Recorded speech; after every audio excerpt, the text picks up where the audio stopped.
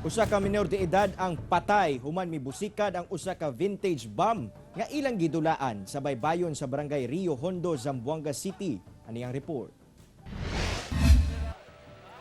Patay ang usa ka lalaki samtang samdan ang laing kauban niini. Diyang mibusikad ang usa ka vintage bomb sa baybayon sa barangay Rio Hondo sa Zamboanga City pasado alas 2 Lunes sa hapon.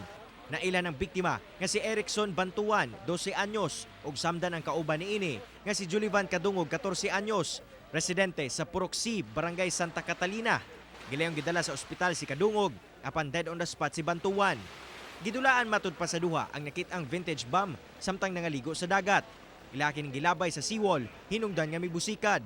Nakurat na lamang kuno ang mga residente sa palibot sa pagbusikad ug ila na lamang nakita si Kadungog nga patay na. Giimbestigahan pa sa kapulisan kung unsang klaseng bomba ang mibusikad.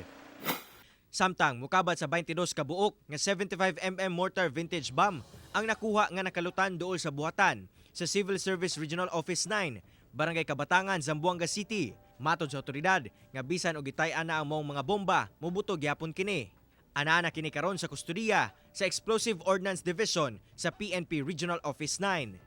Ako si Cyril Chavez para sa One Mindanao.